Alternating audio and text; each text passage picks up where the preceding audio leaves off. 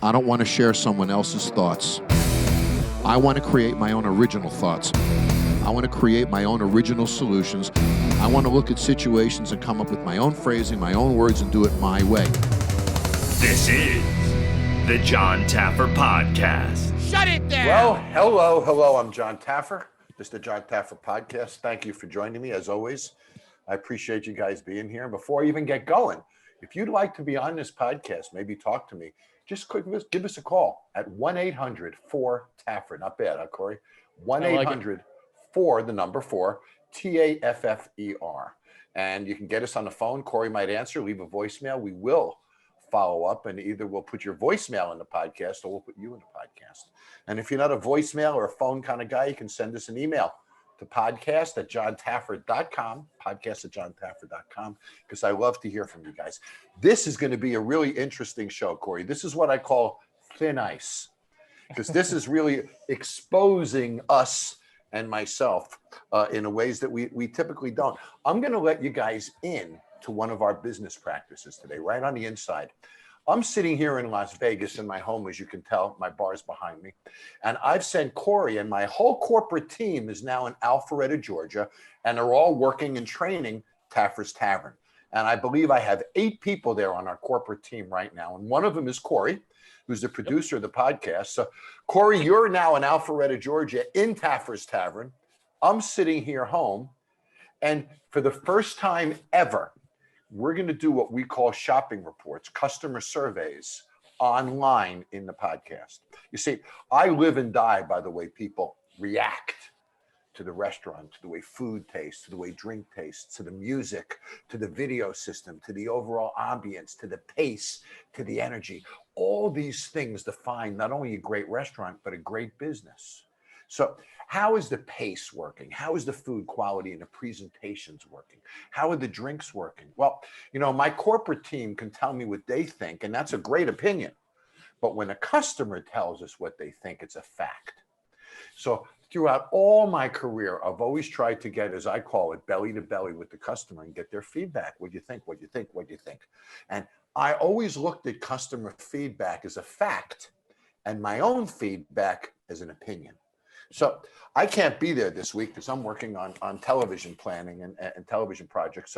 So you're in the middle of the restaurant. You've got customers behind you. I think lunch rush just ended, right? So it's a little quieter than normal, which is good for this. So correct, yeah. I was hoping you could just get some random customers, sit them down and tap their minds. You know, what did you think of the restaurant when you came? I'm curious to know why they came. I'm curious to know what they had when they came. Did they just drink? Did they have food and drink then? What did they think of the food? What did they think of the drink? What did they think of the server, the music, the ambiance? How did it feel? And then the 2 big questions, only after you ask some of the others in the end, would you come back or would you invite a friend? And those, of course, are the 2 big questions. And a restaurant like Taffer's Tavern should run 97%. I'll be back. And if it doesn't run that high of a percentage, then we know something is wrong. Then I got to go to work. But we're still in a preview time in a restaurant and we're still training. That's why the whole corporate team is there. So we might shift the plate presentation a little bit. We might shift the recipe a little bit. We might shift music programming a little bit. So we're fine tuning all the things that we've worked 2 years on, and it'll be fun to let you all of you inside on that process. But before we do that, Cory, I'd be remiss if I didn't mention the fact that 2 vaccines were announced in the past 2 weeks. That's right. And Cory, about 2 months ago, we did a show and you surprised me because you put some of the quotes that I had done on that episode from back in March when I predicted 50% and masks and a whole bunch of things. And you sort of embarrassed me, but all the predictions I made came true back then. Remember that show? Right. Yeah, I do. And you sort of embarrassed me a little bit. Well, of course. Now I'm going to tout my own horn. On this very show, almost 3 months ago, I told you 2 things. I told you we'd have 2 vaccines done, ideally by the end of November, but by the end of the year. I told you that one would have deep freezing and be required at 70 degrees below zero and would require laboratory level refrigeration. That's the Pfizer vaccine. And then I also told you that there'd be a second vaccine, a different mixture that would be handled at normal refrigeration levels and would be easier to distribute. And I told you that we'd have both those by the end of November. By the end of the year, we'd be in distribution. And I told you that it would be about 50 million doses. Now, that was 3 months ago, Cory. Remember that? Yep. Let's fast forward to today. 2 vaccines. Okay. One is laboratory frozen, one is not. They're both in final testing and approval in November, and one is 30 million, the other is 20 million. That's 50 million. We nailed this 3 months ago. And I believe wow. We were one of the first groups of national media to do it. And I learned it because I'm on the board of a hospital and because I really did my homework and I knew what the laboratories were working on.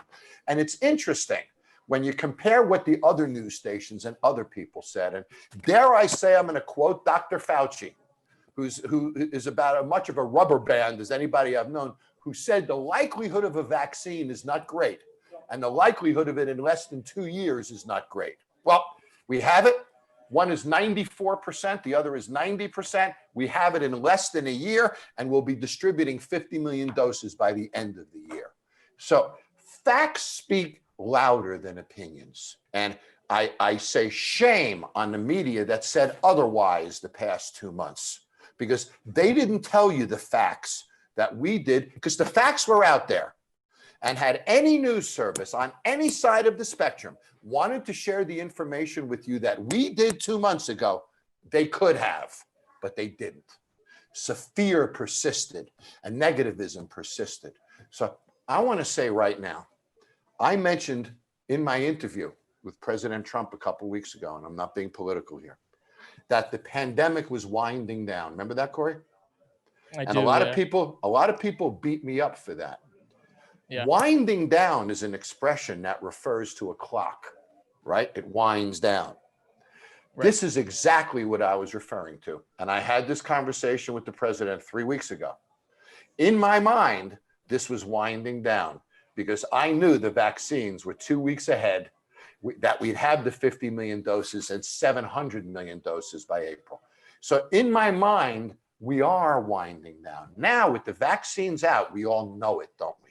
We're winding down. You know, this morning on another news channel, I said that.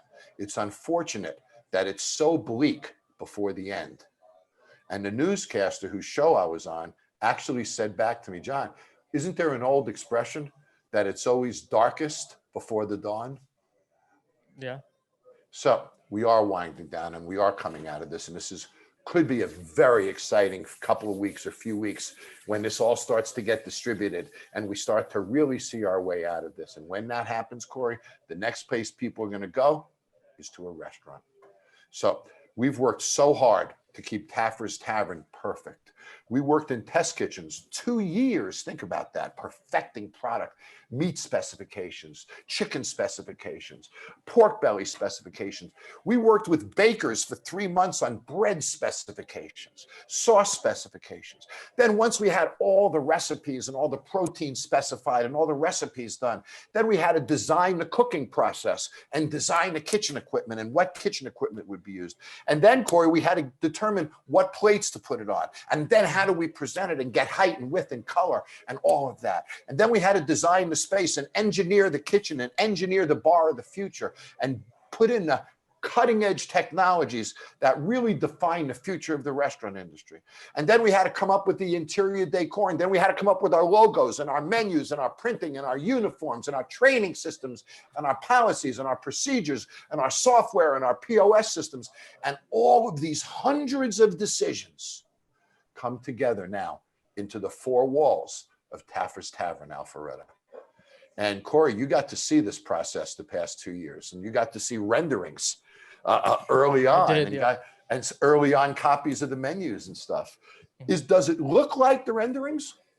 John, it looks identical to the renderings. I was trying to tell you earlier, it feels surreal standing here. And I will say it does feel like the future of the restaurant industry, standing here and seeing all the equipment and just being a part of this process. It's absolutely amazing.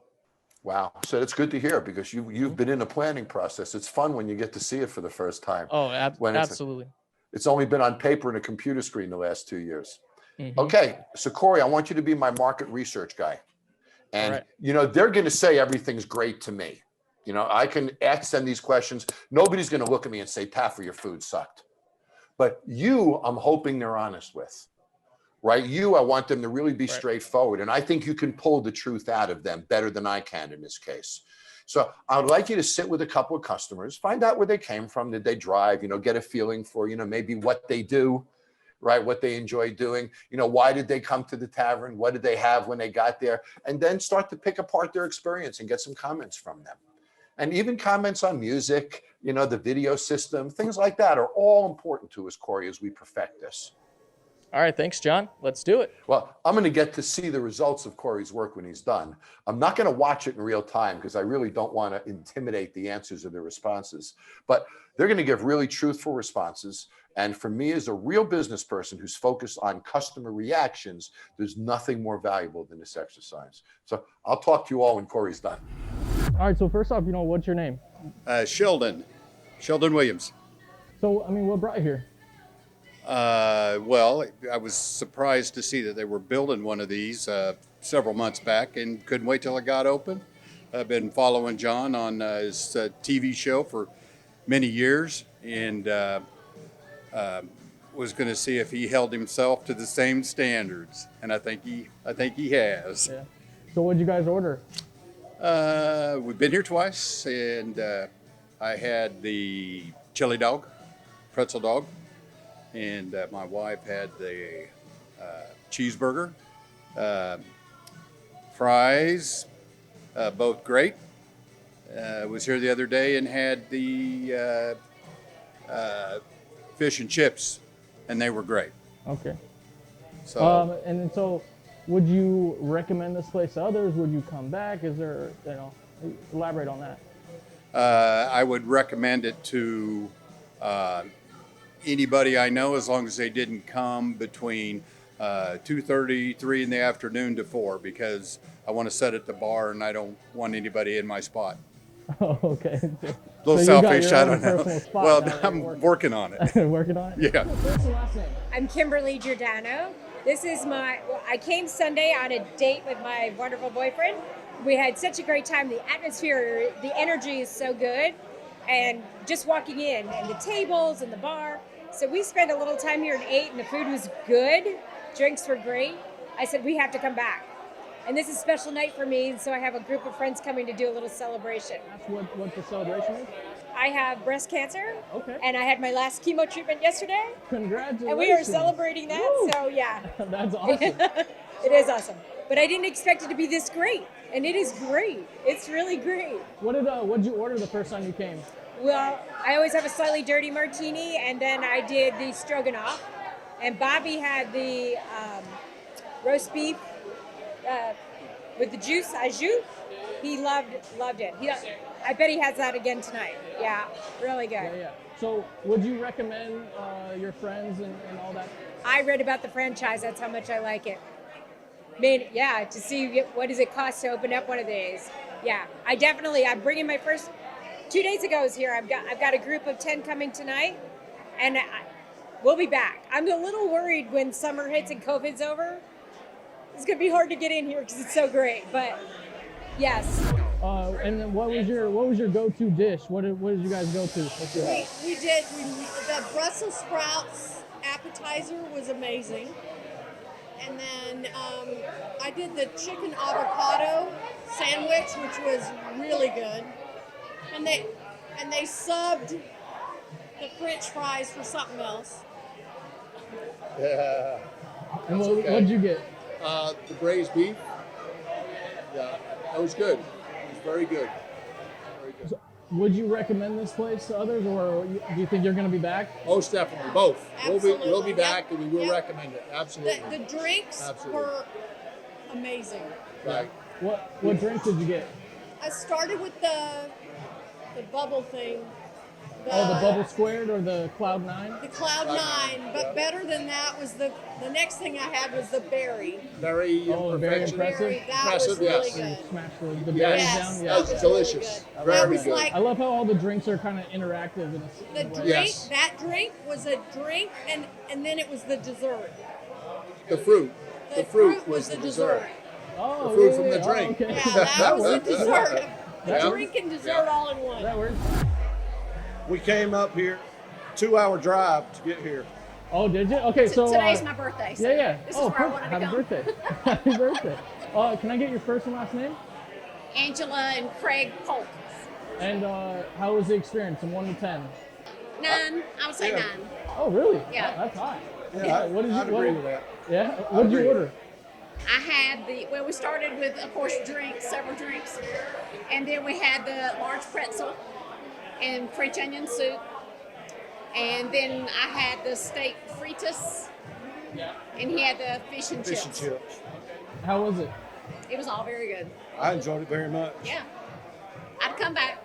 Yeah. That's what my next question was. Would you guys recommend this place? Oh, absolutely. Absolutely.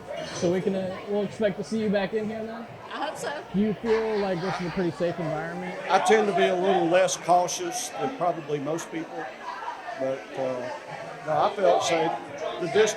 The tables were distanced from each other, and Yeah. I didn't feel crowded No, not at all. or anything like that. So I felt safe. So, Cory, I knew you're a good guy. I know you're a great producer. We've been working together for a pretty long time now.